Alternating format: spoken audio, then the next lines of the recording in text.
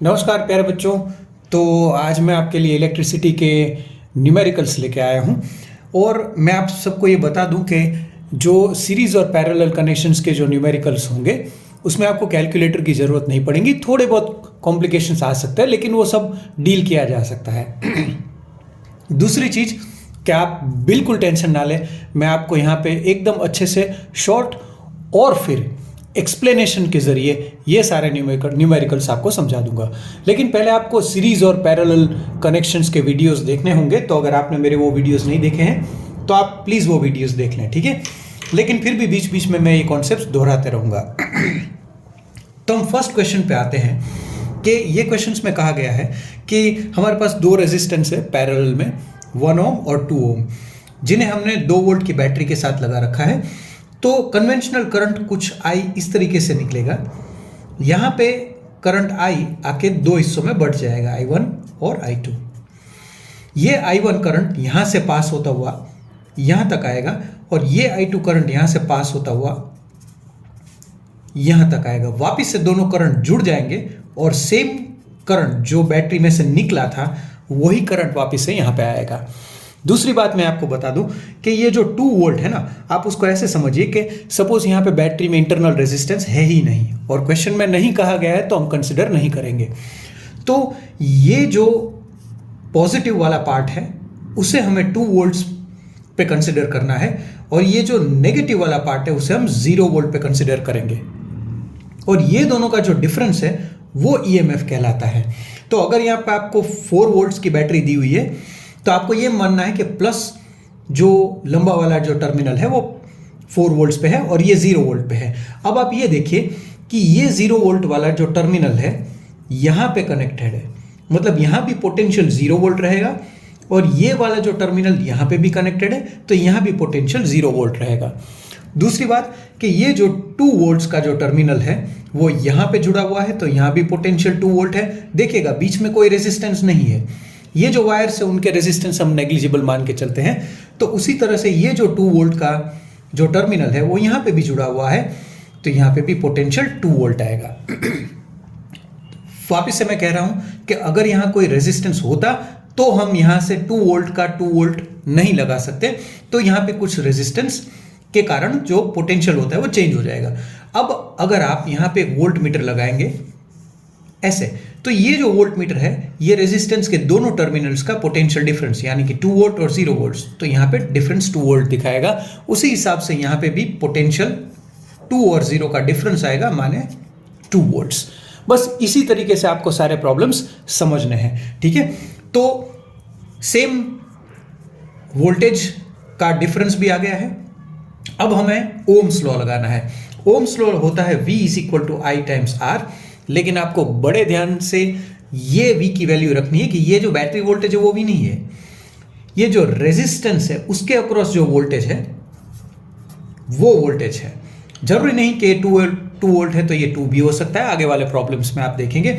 तो ये 2 वोल्ट है तो ये भी 2 वोल्ट है। यहां से निकलता हुआ करंट है I1 मल्टीप्लाइड बाई ये जो रेजिस्टेंस है वो 2 ओम, मतलब जो करंट I1 आ रहा है वो 1 एम्पियर आ रहा है। तो हमें यहाँ से जो करंट गुजर रहा है उसकी वैल्यू हमें 1 एम्पियर मिल गई है।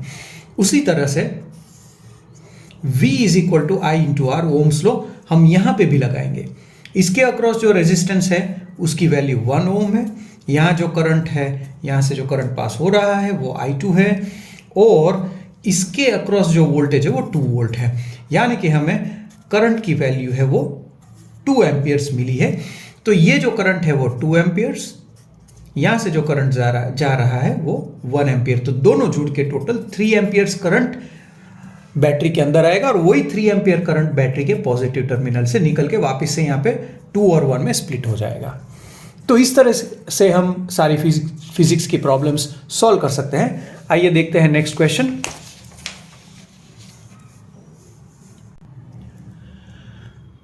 तो जो नेक्स्ट क्वेश्चन है उसमें हमें दिया गया है कि 6 वोल्ट की एक बैटरी है, एमीटर है और ये एक फिक्स्ड रेजिस्टेंस, और दूसरा जो रेजिस्टेंस है वो हम चेंज करेंगे। यहाँ पे जो हमने रेजिस्टेंस डाला हुआ है सबसे पहले केस के अंदर वो है 0.2 मीटर का एक लंबा वायर और उसकी रेजिस्टेंस हमें 4 ओम्स दे रखी है। तो आप ऐसे मान के चलिए कि ये जो पूरी सर्किट है वो कुछ इस तरीके से है। यहां पे एक रेजिस्टेंस तो हमें पता है 2 ओम का R1, और ये जो दूसरा वाला रेजिस्टेंस है उसे आप वायर कंसिडर करें, लेकिन उन्होंने भी वैल्यूज हमें दे रखी है कि वो 4 ओम्स का रेजिस्टेंस है। ठीक है, अब इसका जो कोई रेजिस्टेंस है ही नहीं और ये दोनों आ चुके हैं सीरीज में, तो सीरीज में जो रेजिस्टेंस होते हैं वो ऐड होते हैं, यानी कि यह टोटल रेजिस्टेंस हो गया 8 ओम।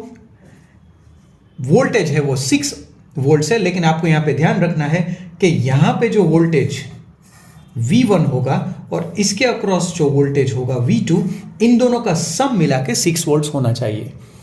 आपको ये ध्यान रखना है कि सीरीज कनेक्शन के अंदर जो करंट है, जितना भी करंट यहां से गुजर रहा होगा, suppose I1, same current in दोनों रेजिस्टेंस में से भी पास होगा।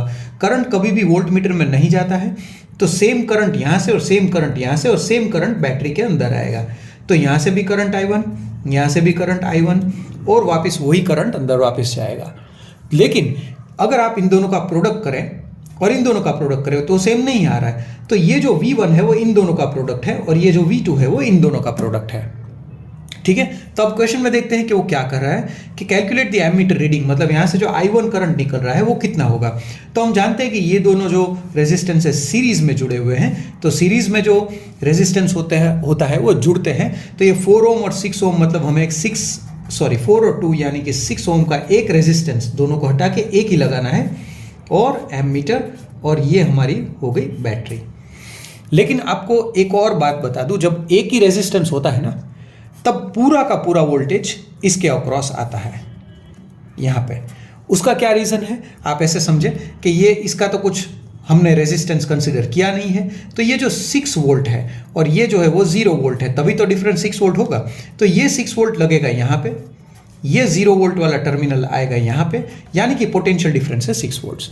लेकिन आप यहाँ पे देखें तो ये 6 वोल्ट यहाँ पे लग रहा है, लेकिन 0 वोल्ट है वो यहाँ नहीं लग के यहाँ लग रहा है। लेकिन यहाँ का जो पोटेंशियल है हमें नहीं पता, तो यहाँ और यहाँ का जो डिफरेंस है वो ये V1 होगा।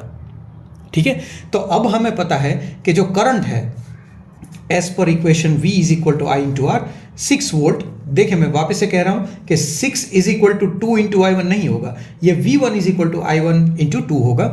तो यहाँ पे जो 6 वोल्ट्स की वैल्यू है इसके अक्रॉस I, यहाँ पे हमने करंट I1 बोला है, और I1 इंटू ये जो रेजिस्टेंस है इसके अक्रॉस, तो यहाँ पे हमें करंट की वैल्यू मिल गई 1 एम्पियर। अब सेम वही चीज यहाँ पे होगी, हमने तो सिर्फ डायग्रामेटिकली इन दोनों को इससे रिप्लेस किया है, यानी कि यहाँ पे जो 1 एम्पियर करंट है, सेम 1 एम्पियर करंट यहाँ से गुजरता हुआ वापस 1 एम्पियर करंट आया होगा। काफ़ी बच्चों को ये भी डाउट रहता है कि करंट जो है वो रेजिस्टेंस में से घटता हुआ जाता है। ऐसा नहीं होता बच्चों, करंट जो होता है उसकी वैल्यू कांस्टेंट रहती है, करंट जो एनर्जी कैरी करके जाता है वो घटता है। तो यहाँ पे हमें करंट 1 एम्पियर मिल गया है, तो 1 इंटू 2 यानी कि ये होगा 2 वोल्ट्स, और मैं जैसे कि मैंने आपको कहा कि इन दोनों का सम ये होना चाहिए, और बिंदास आप 4 वोल्ट्स लिख दीजिए। फिर भी देख लीजिए कि ये 1 एम्पियर करंट है, 1 इंटू 4 वोल्ट्स, यानी कि हमने सब सही किया। मैं आपको थोड़ा टेक्स्ट बुक से ज़्यादा बता रहा हूँ, जो नहीं पूछा उसको भी आपको मैं बता रहा हूँ, तो आपको सारी चीज़ें समझ में आनी चाहिए। चलिए अब हम नेक्स्ट बी पार्ट पे चलते हैं। अब वो कह रहे हैं कि हमने लेंथ यहाँ पे जो वायर रखा था यहाँ पे इसकी जगह पे, वो वायर की लेंथ हमने डबल कर दी। देखिए 0.2 से 0.4 कर दी है। मटेरियल वैसा का वैसा ही रखा है, थिकनेस भी नहीं चेंज की है। तो यहाँ पे हमने थिकनेस चेंज ना करके मटेरियल वैसा ही रखा है। तो आपको ये समझना होगा कि जो रेजिस्टेंस होता है वो R is equal to rho L upon A होता है। लेंथ आपने कर दी डबल, यानी कि इसको डबल कर दिया आपने। मटेरियल चेंज नहीं किया तो रेजिस्टिविटी चेंज नहीं होती, एरिया भी आपने चेंज नहीं किया, यानी कि लेंथ डबल करने से रेजिस्टेंस हो गया डबल। तो पहले जो रेजिस्टेंस 4 ओम था वो डबल हो गया, अब हो गया है 8 ओम्स। तो अब जो नई सर्किट हम बनाएंगे वो कुछ इस तरीके से होगी कि यहाँ पे 6 वोल्ट्स का सेल या बैटरी जो भी कह लीजिए, एमीटर में नहीं लगा रहा हूं, 2 ओम, और ये जो R2 था पहले 4 ओम का, लेंथ डबल करने से रेजिस्टेंस डबल हो गया, यानी कि 8 ओम। ठीक है, तो अब जो हमारे पास इक्विवेलेंट रेजिस्टेंस है वो 10 ओम का हो जाएगा, क्योंकि सीरीज में रेजिस्टेंसेस जुड़ते हैं और ये 6 वोल्ट्स की बैटरी है। अब सारा का सारा वोल्टेज का जो ड्रॉप है इसको मिलेगा क्योंकि एक ही रेजिस्टेंस है। तो अब आप लगाइए V is equal to I into R, 6 is equal to I into 10, यानी कि जो करंट बहता हुआ जाएगा दोनों रेजिस्टेंस से या फिर एक से, उसकी जो वैल्यू है 0.6 एम्पियर्स होगी। ठीक है, तो आप देख सकते हैं कि जैसे ही हमने रेजिस्टेंस को बढ़ाया, यहाँ पे 4 की जगह 8 लगाया, तो बैटरी से निकलता हुआ करंट घटेगा। लेकिन ऐसा नहीं होता बच्चों के मान लीजिए यहाँ से 0.6 एम्पियर निकला तो ये घट के 0.4 हो जाएगा, नहीं, जितना करंट बैटरी से निकलेगा उतना ही वापस आना चाहिए। ठीक है, चलिए, तो ये बात यहाँ पे खत्म होती है। उसी तरीके से अब हम थर्ड वाला भी पार्ट सॉल्व करेंगे, लेकिन यहाँ पे क्या हो रहा है कि R is equal to rho L by A में हम एरिया को डबल कर रहे हैं, इसको 2 टाइम्स कर रहे हैं, यानी कि रेजिस्टेंस हो जाएगा हाफ, क्योंकि इन्वर्सली प्रोपोर्शनल है ना, मटेरियल चेंज नहीं हो रहा है, लेंथ चेंज नहीं हो रही, देख लीजिए पहले जितनी ही लेंथ है। तो ये रेजिस्टेंस जो पहले 4 था इस वायर का, अब एरिया डबल करने से ये रेजिस्टेंस हो जाएगा उसका आधा, यानी कि 2 ओम। वापस से वही 6 वोल्ट्स की बैटरी, मतलब यहाँ पे जो एमीटर रीडिंग है वो 6.6 एम्पियर्स आएगा। यहाँ पे एमीटर जो है, यहाँ पे 2 ओम का जो फिक्स्ड रेजिस्टेंस है, उसके अलावा जो दूसरा वाला रेजिस्टेंस है उसकी वैल्यू 2 ओम हो गई है। अब इन दोनों का टोटल हो जाएगा 4 वोल्ट्स, यानी कि 6 वोल्ट, और यहाँ पे 4 ओम्स। अब आप करंट निकालिए, तो इसके अक्रॉस जो रेजिस्टेंस आएगा ना, वोल्टेज आएगा, वो पूरा का पूरा इसको मिलेगा। अब V is equal to I into R लगाइए आप, तो यहाँ जो इसके अक्रॉस जो वोल्टेज है वो 6 आई, और यहाँ इसके नीचे जो रेजिस्टेंस है वो 4, यानी कि करंट की जो वैल्यू है वो कितनी हो रही है, 1.5 एम्पियर्स। मतलब अगर आपने रेजिस्टेंस बढ़ाया तो बैटरी से निकलता हुआ करंट घटा, और रेजिस्टेंस घटाने से बैटरी से निकलता हुआ करंट बढ़ गया, लेकिन वही करंट यहाँ पे वापस आएगा। और एक चीज़ आपको मैं बता दूं कि ये जब यहाँ से पास होगा ना, तो वोल्ट मीटर आप ऐसे लगाएंगे, तो 1.5 इंटू 2 यानी कि 3 वोल्ट्स यहाँ आएगा, और 1.5 इंटू 2 यानी कि 3 वोल्ट्स यहाँ पे आएगा। तो सेम रेजिस्टेंस है, तो यहाँ पे वोल्टेज ड्रॉप भी सेम रहेगा। लेकिन यहाँ पे आप देखें तो 0.6 एम्पियर यहाँ से गुजर रहा है इंटू 2, यानी कि 1.2 वोल्ट यहाँ पे, और यहाँ पे जो होगा 0.6 इंटू 8 यानी कि 4.8, और इन दोनों का सम 6 वोल्ट्स आ रहा है, वोल्ट्स यहाँ पे आएगा। तो सीरीज में जो ज़्यादा बड़ा रेजिस्टर होता है उसके अक्रॉस जो वोल्टेज होता है वो भी काफ़ी बड़ा होता है, लेकिन इन दोनों का जो सम है वो यही आएगा। तो होपफुली आपको ये न्यूमेरिकल समझ में आ गया है। इसी तरीके से हम नेक्स्ट क्वेश्चन में और डिटेल से इसी तरीके से समझते हुए आगे जाएंगे। तो यहां पे हमारे पास ये 2 रेजिस्टेंसेस है वो सीरीज में है, ये दोनों पैरेलल में है, उसका जो आंसर आएगा इसके साथ सीरीज में आएगा। ठीक है, और अब हम देखते हैं कि ओम्स लॉ हम कहां कहां यूज करके क्या क्या कर सकते हैं। तो सबसे पहले ये 12 वोल्ट्स की बैटरी, यहाँ पे 8 ओम का रेजिस्टेंस। अब इसको हम पहले सॉर्ट आउट करेंगे, यानी 1/R equivalent is equal to, दोनों पैरेलल में है इसलिए 1/R1, इसको हम R1 बोल देते हैं, इसे R2, 1/6। इसको ऊपर नीचे 2 से मल्टीप्लाई करते हुए हमें आंसर आ रहा है 1/R equivalent is equal to 1/12 plus 2/12, यानी कि हो जाएगा 3/12, यानी कि 1/4। इसको हम रेसिप्रोकल करेंगे तो हमें इक्विवेलेंट रेजिस्टेंस आ रहा है 4 ओम, यानी कि इन दोनों को हटा के मैं एक रेजिस्टेंस रख सकता हूं जिसकी जो वैल्यू है वो 4 ओम्स है, कुछ इस तरीके से। अब हमें ये पता है कि ये दोनों सीरीज में है और एक ही बैटरी है यहाँ पे ऐसे, तो 12 ओम और 12 वोल्ट्स, तो सारा का सारा पोटेंशियल इसे मिलेगा। यहाँ पे वोल्टेज स्प्लिट हो जाएगा, मैं आ रहा हूँ उस चीज पे। सपोज करंट I1 निकल रहा है तो वही पूरा करंट इसमें से पास होगा और ये बैटरी का वोल्टेज आपको यहाँ पे मिलेगा।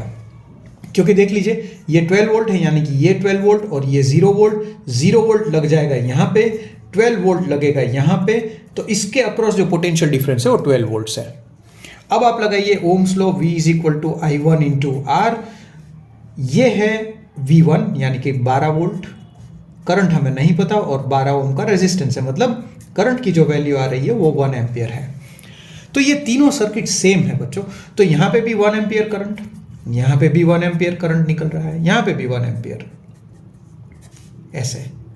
लेकिन 1 एम्पियर करंट यहाँ तक आएगा, उसके बाद स्प्लिट अप हो जाएगा, ठीक है, दो पार्ट में, वो भी हम ढूंढेंगे। तो सबसे पहले आप ये देखिए कि इसके अक्रॉस वोल्टेज कितना आएगा, क्योंकि ये वाला पार्ट तो सेम है। तो 1 एम्पियर करंट अगर यहां से गुजर रहा है तो 1 इंटू, हम V इज इक्वल टू अगर I इंटू आर लगाएं तो I की जो वैल्यू है, यहां से करंट 1 एम्पियर गुजर रहा है, R की वैल्यू 8 ओम है, मतलब 8 वोल्ट्स। तो ये जो वोल्ट मीटर है उसके अक्रॉस 8 वोल्ट हमारा रीडिंग आ चुका है। अब हमें पता है कि सीरीज में 12 वोल्ट में से 8 इसको मिले, मतलब 4 वोल्ट इसको मिलने चाहिए। अब ये पार्ट और ये पार्ट सेम है बच्चों, तो अगर मैं बोलूं कि यहां पे 4 वोल्ट लग रहा है तो ये पैरेलल कनेक्शन है, तो इसको भी 4 वोल्ट मिलेगा और इसको भी 4 वोल्ट मिलेगा, ठीक है। अब अगर आप मेरे से पूछे कि यहां पे कितना करंट जा रहा होगा, तो मैं वापस से ओम्स लॉ लगाऊंगा, V is equal to I into R, और ये जो रेजिस्टेंस है इंटू I, और इसके अक्रॉस जो वोल्टेज है वो इतना रहेगा और इसके अक्रॉस भी वोल्टेज इतना, क्योंकि पैरेलल कनेक्शन में वोल्टेज सेम रहता है। 12 वोल्ट में से 8 वोल्ट तो इसको मिल गए, बचे 4, तो 4 इन दोनों के बीच का वोल्टेज है, यानी इसको भी 4, इसको भी 4, तो 4 वोल्ट। तो 4 डिवाइडेड बाय अगर आप 6 करें तो 2 2 ज़ा 4, 2 3 ज़ा 6, यानी कि 2/3, यानी कि अप्रॉक्सीमेटली 0.66 एम्पियर्स करंट यहां से गुजर रहा होगा। अब आप ये सोचिए 1 एम्पियर में से 0.66 यहाँ, तो यहाँ पे 0.33 जा रहा होगा। फिर भी अगर आपको करना है तो यहाँ पे इसके अक्रॉस 4 और यहाँ पे हो जाएगा 12, तो 4 डिवाइडेड बाय 12 यानी कि 1/3, यानी कि होता है 0.33। मैंने तो आपको सिंपल बताया कि 1 एम्पियर में से 0.66 यहाँ जा रहा है, तो बाकी का 0.33 यहीं से जा रहा होगा। वापस से दोनों जुड़ के 1 एम्पियर करंट, वापस से 1 एम्पियर करंट अंदर। तो सारी चीज़ें हमने ढूंढ निकाली है, राइट। जो नहीं पूछा था वो भी मैं आपको करवा रहा हूँ ताकि आपको अच्छे से कॉन्सेप्ट समझ में आ जाए, ठीक है। आइए चलते हैं नेक्स्ट क्वेश्चन में। उसी टाइप का क्वेश्चन है, लेकिन थोड़ा बड़ा क्वेश्चन होने वाला है। आपको ये भी समझना होगा कि पोटेंशियल डिफरेंस क्या होता है, ईएमएफ वगैरह क्या होता है, वो सब हम यहाँ पे डिस्कस करेंगे। तो सबसे पहले आप इसको ऐसे समझें कि ये जो 1.2 ओम का रेजिस्टेंस है वो सेल के अंदर का रेजिस्टेंस है, इंटरनल रेजिस्टेंस। सॉल्व करते वक्त हम इसे बाहर निकाल लेंगे कुछ इस तरीके से।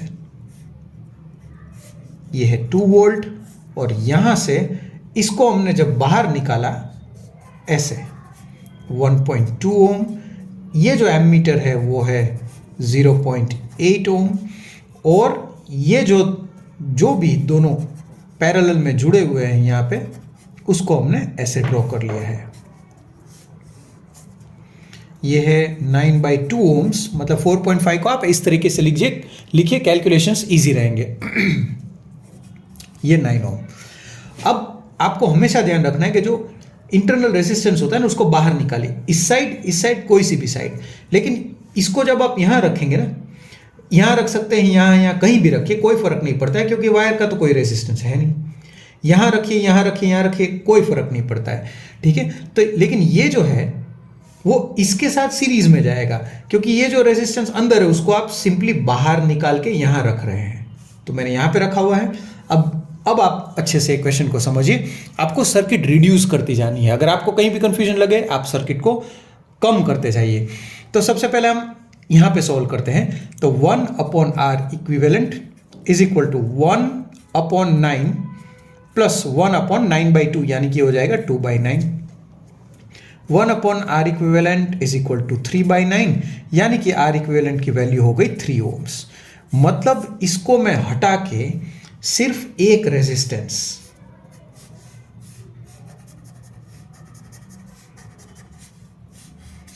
3 ओम का लिख सकता हूं। यह है 0.8, यह है 1.2। इसे मैं स्मॉल r रिप्रेजेंट करूंगा क्योंकि ये सेल का अंदर का रेजिस्टेंस है। वापस से ये 3 और भी रिड्यूस करना चाहिए मुझे, मैं तो एक स्टेप में कर सकता हूं, लेकिन आपको अच्छे से समझाने के लिए 2 वोल्ट्स यहां पे ये दोनों को मैं मिला रहा हूं ताकि बन जाएगा 2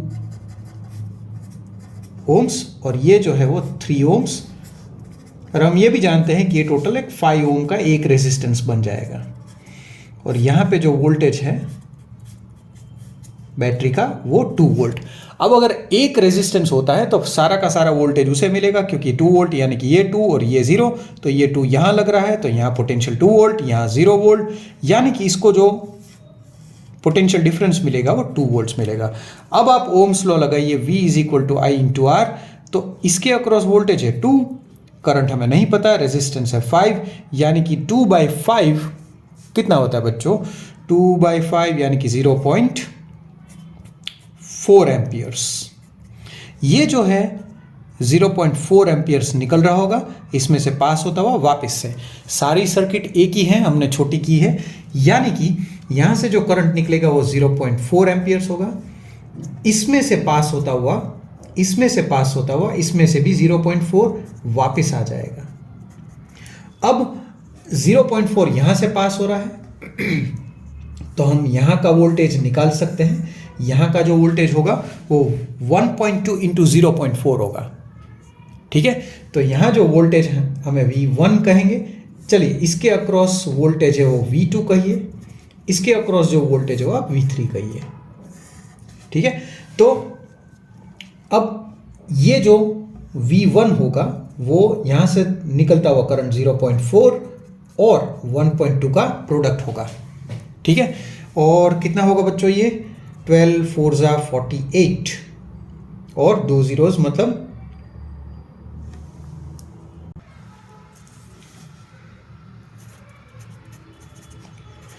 सेम 0.4 एम्पियर्स करंट यहां से भी जाएगा। तो ये जो V2 की वैल्यू होगी 0.8 मल्टीप्लाई बाय यहां से जो करंट जा रहा है वो 0.4 यानी कि 0.32 वोल्ट्स, और यहां से जो करंट जा रहा है वो अगेन 0.4, तो V3 की जो वैल्यू है वो 0.4 × 3 यानी कि 1.2 वोल्ट्स। अब आप देखिए इसको और इसको अगर आप सम करें तो आंसर आ रहा है 2 वोल्ट्स, यानी कि हम सही जा रहे हैं। तो बीच बीच में आप क्रॉस वेरीफाई करते रहिएगा। अब ये जो वाला पार्ट है ना, ये वाला जो पार्ट आप देख रहे हैं, ये वाला, वो डायग्राम में ये वाला पार्ट है, ठीक है। तो इसके बीच का पोटेंशियल अगर 1.2 है तो यहां पे भी वोल्टेज 1.2 आएगा। अगर इसके यहां पे पोटेंशियल डिफरेंस 1.2 है तो यहां पे भी पोटेंशियल डिफरेंस 1.2 और इसके अक्रॉस भी पोटेंशियल डिफरेंस 1.2 वोल्ट आएगा, क्योंकि पैरेलल में पोटेंशियल्स सेम रहते हैं। तो अगर यहां पे 1.2 इन दोनों के अक्रॉस है तो इसको दोनों को 1.2 मिलेगा। तो अब हमें पता चल गया है कि इसके अक्रॉस 1.2 वोल्ट है और इसके अक्रॉस भी 1.2 वोल्ट है। तो अब यहां से जैसा कि आप जानते हैं कि 0.4 एम्पियर्स करंट निकला था, वही 0.4 यहां से, लेकिन 2 पार्ट में स्प्लिट हो जाएगा। अब आप अच्छी तरीके से ये कैलकुलेशन समझ में आ गया होगा आपको कि जितना भी करंट ऊपर जाएगा इस टोटल 0.4 में से अगर आप इसको माइनस कर दे तो उतना करंट यहां जाएगा, और ज़्यादा करंट है ऊपर जाएगा क्योंकि यहां पे रेजिस्टेंस कम है, ठीक है। तो वो भी हम निकालेंगे, लेकिन मुझे ऐसा लग रहा है कि आपको ये शायद से समझ में आ गया होगा। पहले हमने क्या किया कि ये सर्किट को रिड्यूस करके इस इंटरनल रेजिस्टेंस को बाहर निकाल के सर्किट को हम रिड्यूस करते गए, जैसे कि इस स्टेप में। उसके बाद हमने इसको सॉल्व किया, ये 3 ओम आ रहा है ऐसे, और फिर इन दोनों को तो हमने अलग रखा ही था। वापिस से इन दोनों को हमने एक कर दिया और फिर तीनों को हमने एक कर दिया, फिर ओवरऑल V = IR से करंट निकाला। ऐसा क्यों करना पड़ रहा है? क्योंकि हम जानते हैं कि अगर सिंगल रेजिस्टेंस होता है तो पूरा वोल्टेज इसे मिलेगा, ठीक है। अब रीडिंग हमें आ गई है 0.4 एम्पियर्स। दूसरी चीज देखिए, बच्चे काफी कंफ्यूज हो जाते हैं यहाँ पे, potential difference across terminals of the cell, directly बच्चे 2 वोल्ट्स लिख देते हैं, लेकिन ये गलत चीज है। देखिए ये है ईएमएफ। ईएमएफ हम कब बोलते हैं? जब आप सेल को सर्किट से कनेक्ट ना करें तब। ये आप समझे कि ये 2 वोल्ट्स है ना, जब नया नया सेल आपने खरीदा था और उसको डायरेक्ट वोल्ट मीटर में लगाया, तब जो रीडिंग आ रहा था वो 2 वोल्ट आ रहा है।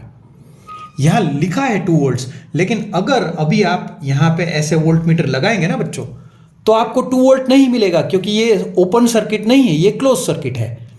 यानी कि जो हमें पूछा है वो पोटेंशियल डिफरेंस अक्रॉस 2 सेल्स पूछा है, यानी कि इसके अक्रॉस का वोल्टेज, यहां जो वोल्टेज आ रहा है V3, और इसके अक्रॉस जो वोल्टेज आ रहा है ये V2, इन दोनों का सम पूछा है। क्योंकि ये जो इंटरनल रेजिस्टेंस है ना बच्चों, ये वाला जो पार्ट है वो तो एक्चुअली सेल के अंदर हो रहा है, तो ये सेल के बाहर का पार्ट नहीं है। यानी कि आपको 2 वोल्ट्स में से इसे माइनस करना है 0.48, या फिर आप इन दोनों को ऐड करके अपना आंसर लिखें, क्योंकि ये पार्ट जो है वो सेल के बाहर थोड़ी ना हो रहा है, ये तो सेल के अंदर हो रहा है। तो या फिर आप जो पूछा गया है ये बी पार्ट में, उसका आंसर ये दोनों का सम लिखिए, या फिर इसमें से 2 वोल्ट्स में से इसे माइनस कर दीजिए, तो बात तो एक ही है। तो इसका जो आंसर है ना वो आएगा 1.2 प्लस 0. यानी कि V2 प्लस V3 का जो आंसर है वो 0.32, और 1.2 वोल्ट का जो सम है यानी कि 1.52 वोल्ट्स जो आ रहा है वो हमारा इसका आंसर है। ठीक है, और पोटेंशियल डिफरेंस अक्रॉस 4.5 ओम, तो उसको तो हम निकाल ही चुके हैं कि जो 1.2 वोल्ट्स है वही इन दोनों को मिलेगा। ठीक है, तो यहाँ हमारा आंसर आ जाएगा 1.2 वोल्ट्स। मैं तो आपको एक और स्टेप आगे दिखा रहा हूँ कि आपको अगर ये भी करंट निकालना है तो आप ये लगाए V is equal to I into R. ये V है, इसके अक्रॉस का वोल्टेज है 1.2, that is equal to 4.5 into I। इन दोनों का रेशियो निकाल लीजिए, आपको ये करंट मिल जाएगा। 0.4 में से ये माइनस कर दीजिए तो यहाँ वाला करंट मिल जाएगा। ठीक है, और एक शॉर्ट ट्रिक है, जितना करंट यहाँ जा रहा है ना दोस्तों, उसका हाफ यहाँ जाएगा, क्योंकि आप देखिए वोल्टेज सेम है, रेजिस्टेंस डबल हो गया, तो करंट को हाफ होना ही पड़ेगा, इस तरीके से।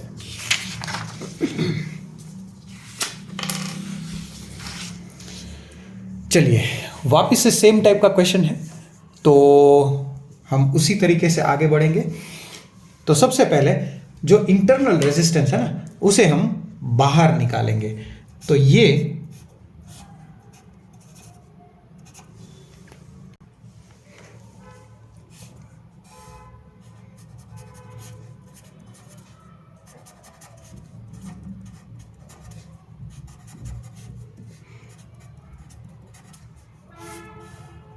कुछ इस तरीके से, अगर आपको लिखना है तो इसे आप 7/10 लिखिए, इसे आप 9/2 लिखिए।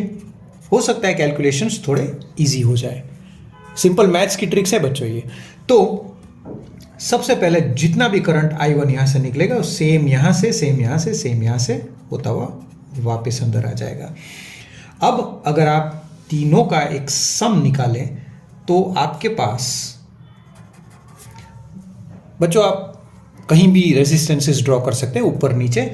तो 4.5 प्लस 2 यानी कि 6.5, 6.5 प्लस 0.7, 6.5 और यानी कि आ जाएगा 6.5, 7.2 ओम्स टोटल, क्योंकि तीनों तीन सीरीज में। जैसा कि मैंने आपको कहा कि ये जो इंटरनल रेजिस्टेंस है उसे आपको बाहर निकालना है। जैसे ही आप बाहर निकालेंगे ये रेजिस्टेंस, ये और ये तीनों सीरीज में आ जाएंगे, कुछ इस तरीके से। अब बैटरी का जो वोल्टेज है वो है 1.8 वोल्ट्स। अब कोई यहाँ पे रेजिस्टेंस है नहीं, उसे मैं बाहर गिन लिया है, तो पूरा का पूरा वोल्टेज इसके अक्रॉस आएगा, क्योंकि ये है 1.8 वोल्ट, ये है 0 वोल्ट, 0 वोल्ट यहाँ लग रहा है और 1.8 वोल्ट यहाँ लग रहा है, बीच में कोई रेजिस्टेंस नहीं है, यानी कि पोटेंशियल डिफरेंस यहाँ पे आएगा 1.8।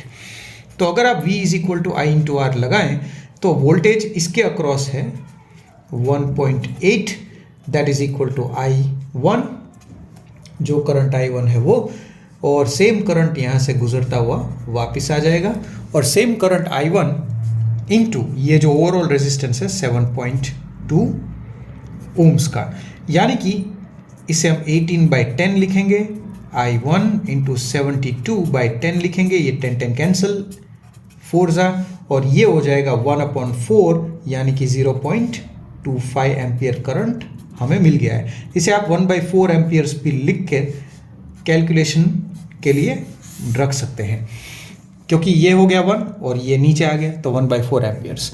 ठीक है, अब हमें पता है कि 1/4 एम्पियर करंट यहाँ से भी गुजर रहा होगा, यानी कि यहाँ अगर आपने वोल्ट मीटर लगाया तो 1/4 इंटू 2, ठीक है, 1/4 इंटू 2 यानी कि कितना होगा, 1/4 इंटू 2 यानी कि 1/2 इटसेल्फ, तो ये 0.5 वोल्ट यहाँ आपको रीडिंग मिलेगी। वही 1/4 एम्पियर करंट यहाँ से गुजर रहा होगा। ठीक है, तो इन दोनों का प्रोडक्ट यहाँ पे वोल्टेज आ जाएगा, सेम 1/4 मल्टीप्लाइड बाई 9/2 यानी कि 9/8 यहाँ पे, इन तीनों का सम करेंगे तो 1.8 आ जाएगा। ठीक है, वापस से देखिए रीडिंग ऑफ द एमीटर तो हमने निकाल लिया है, क्योंकि यहाँ जो करंट है वो 1/4 एम्पियर या फिर 0.25 एम्पियर्स आप लिख सकते हैं। ठीक है, वापस से वही क्वेश्चन है बच्चों, कंफ्यूज मत होइएगा। इन्होंने पूछा है कि अगर यहाँ से जो करंट निकल रहा है, तो अगर आपने ऐसे वोल्ट मीटर लगाया तो ये क्या रीडिंग आएगा, ये 1.8 नहीं आएगा।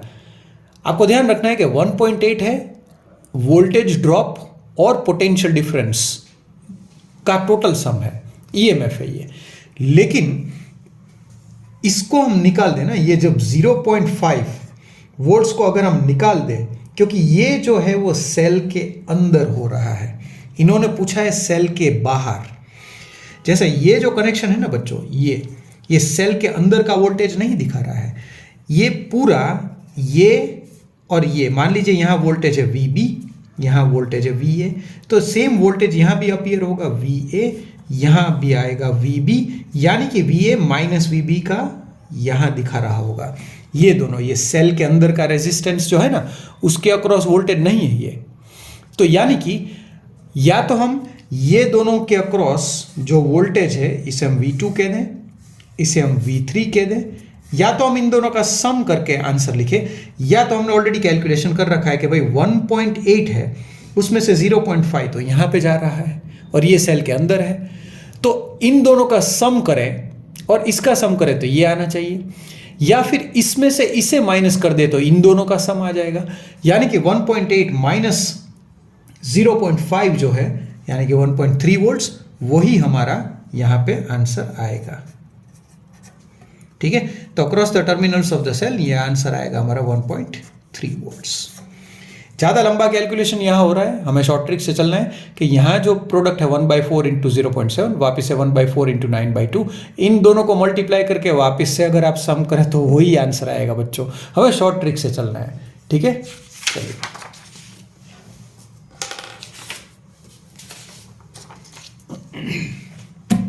Next question.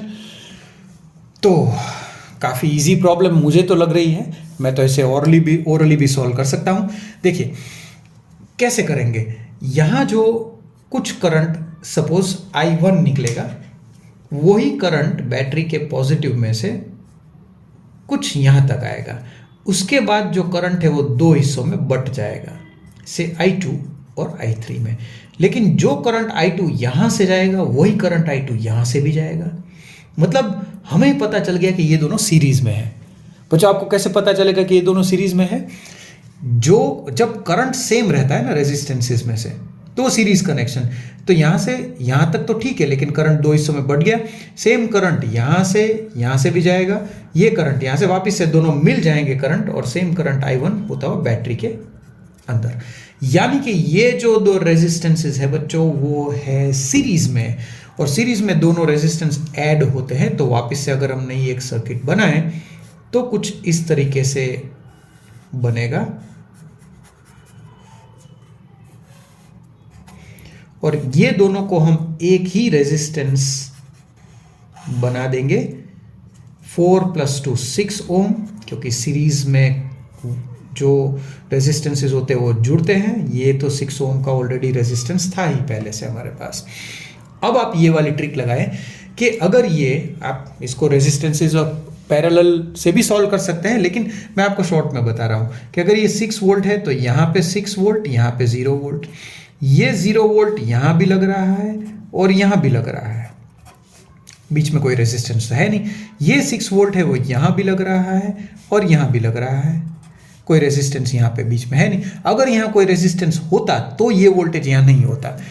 तो अगर आप यहाँ पे एक वोल्ट मीटर लगाएं तो ये पोटेंशियल डिफरेंस 6 वोल्ट आ रहा है। अब आप ओम्स लॉ लगाएं कि V = I × R, तो इसके अक्रॉस जो वोल्टेज है वो 6 वोल्ट्स है, तो करंट की वैल्यू आ गई 1 एम्पियर। तो यानी कि ये जो विंग में high potential to low potential current नीचे की तरफ जाता है, वापस से यहाँ तक आएगा करंट 1 एम्पियर। सेम यही केस यहाँ पे हो रहा है, तो यहाँ पे भी 1 एम्पियर करंट ऐसे जा रहा है। वापस से दोनों करंट जुड़ते हुए 2 एम्पियर्स अंदर आएगा, यानी कि 2 एम्पियर्स करंट बाहर निकलेगा। इस तरीके से प्रॉब्लम्स को आप सॉल्व कर सकते हैं। तो ये जो एमीटर है इसका रीडिंग आ गया 2 एम्पियर्स, लेकिन बच्चों यही एमीटर मैंने यहाँ रखा होता तो रीडिंग 1 एम्पियर आता। और इफेक्टिव रेजिस्टेंस मतलब ये दोनों जो है वो पैरेलल में है, यानी कि 1/R इक्विवेलेंट = 1/6 + 1/6, यानी कि 2/6, यानी कि 1/3, यानी कि R डैश की जो वैल्यू है इक्विवेलेंट वो 3 ओम है। आप इसको एक सिंगल रेजिस्टेंस के तौर पे भी आप इसको बना सकते हैं कुछ इस तरीके से, ऐसे। तो इस सर्किट को रिड्यूस करके भी आप प्रॉब्लम सॉल्व कर सकते हैं।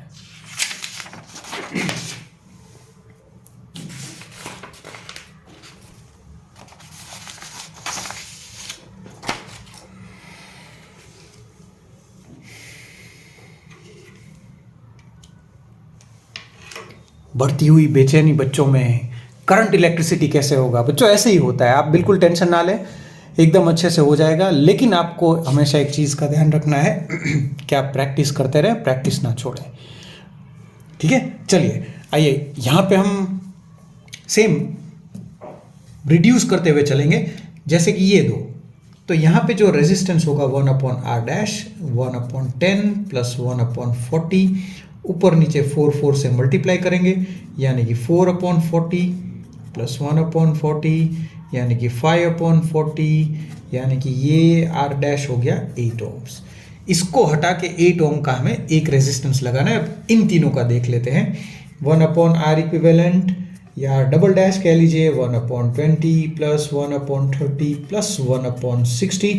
अगेन यहाँ जो LCM है उस हिसाब से अगर आप देखें तो 3 3 2 2, यानी हो जाएगा 3/60 + 2/60 + 1/60, और ये हो गया 6/60 1/10। उल्टा करोगे तो R डबल डैश की जो वैल्यू है वो 10 ओम आ रही है।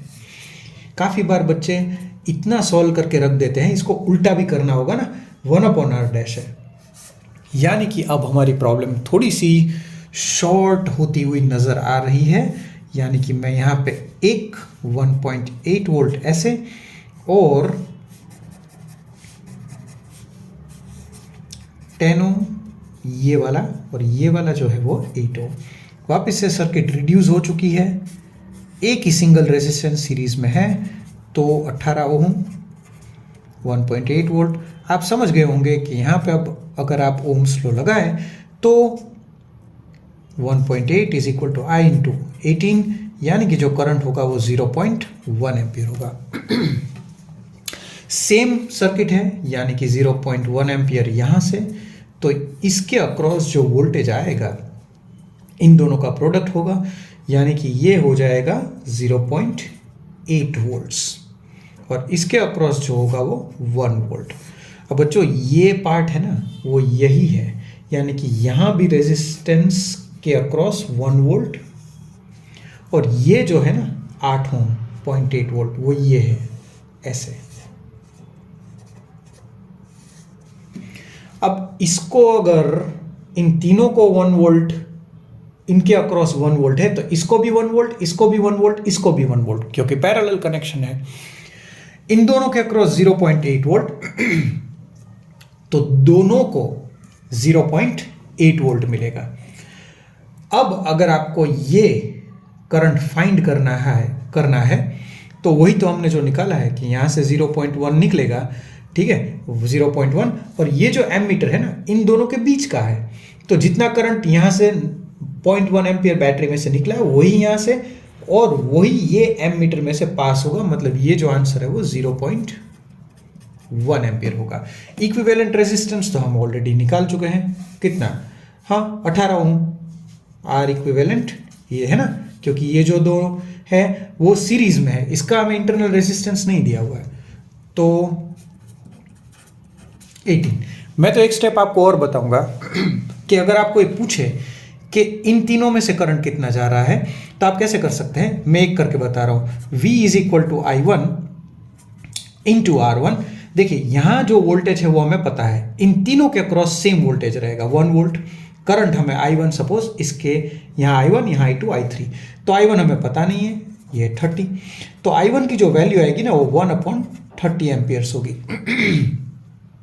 उसी हिसाब से आप मुझे कमेंट सेक्शन में ये बताएं कि इन दोनों के अक्रॉस करंट कितना होगा और इन दोनों के अक्रॉस करंट कितना होगा।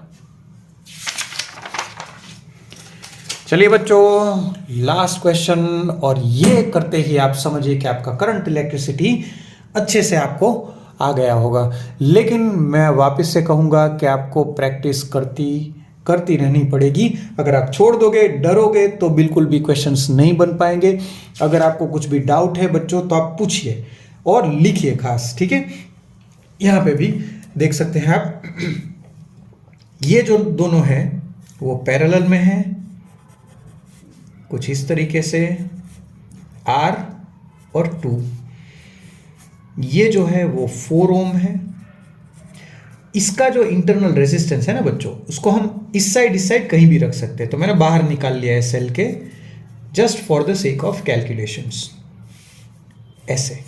और यहां जो बैटरी का वोल्टेज 2 वोल्ट था, यानी ये 0 ये 2, तो ये 0 है वो यहां लगेगा, और ये जो 2 है वो यहां या फिर यहां या फिर यहां और यहां 2 वोल्ट लगेगा। यहां का वोल्टेज हमें पता नहीं है।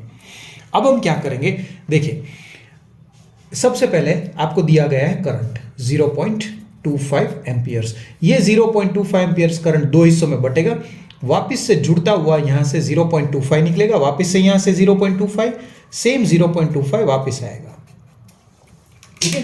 तो अब हमें यह भी पता है कि इसके अक्रॉस करंट कितना जा रहा है, 0.25 यानी कि 1/4। तो अगर यहां पे आप वोल्टेज निकाले बच्चों, तो ये वोल्टेज को मैं बोल रहा हूं V2, इसके अक्रॉस जो वोल्टेज है उसको मैं बोल रहा हूं V3।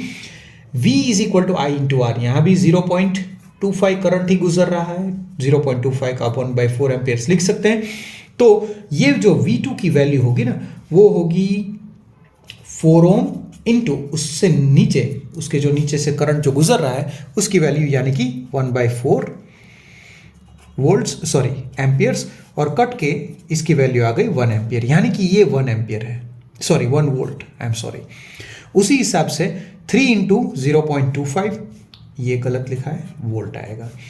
V3 is equal to 3 ohm into 0.25 ampere, यानी कि V3 की जो वैल्यू है वो 0.75 वोल्ट हो जाएगी, यानी कि यहां भी 0.75 वोल्ट। अब आप जानते हैं कि जो बैटरी होती है ना उसका वोल्टेज सब में बढ़ता है, तो 2 वोल्ट में से 1.75, तो ये 1 और 0.75, 1.75 तो निकल गया। तो अब बचा ये वाला सेक्शन, इनको कितना वोल्टेज मिलेगा। जाहिर सी बात है कि अगर 2 वोल्ट में से 1.75 निकल गया तो 0.25 वोल्टेज बचता है। तो 0.25 ऐसे, 0.25 वोल्ट ऐसे कुछ इस तरीके से बचता है। तो जाहिर सी बात है कि 0.25 वोल्ट यहां पे बचता है, यानी कि इसको भी 0.25 वोल्ट्स मिलेंगे और इसको भी 0.25 वोल्ट्स मिलेंगे। तो अगर हमें पता है कि यहां करंट कितना जाएगा, क्योंकि हम यहां V is equal to I into R लगा सकते हैं, इसके अक्रॉस जो वोल्टेज है वो 0.25 वोल्ट्स है। और यहाँ जो करंट है हमें नहीं पता, लेकिन यहाँ का जो रेजिस्टेंस है वो 2 ओम है। तो इसको अगर आप डिवाइड करें तो करंट की वैल्यू आती है 0.25 डिवाइड बाई 2 यानी 0.125 एम्पियर्स। अब 0.25 एम्पियर तो यहाँ तक आ रहा था, अब 0.25 एम्पियर्स में से 0.125 यहाँ से पास हो रहा है, तो ये दोनों को माइनस करेंगे तो सेम 0.125 एम्पियर्स यहाँ से भी पास हो रहा होगा। अब करंट सेम है, वोल्टेज सेम है, तो जाहिर सी बात है ये भी डेफिनेटली 2 ओम का रेजिस्टर होगा। तो हमने सारे पहलू यहाँ पे देख लिए हैं। अगर आपको कोई भी डाउट है बच्चों तो आप कमेंट सेक्शन में कमेंट कीजिए, और वीडियो देखने का खूब खूब धन्यवाद।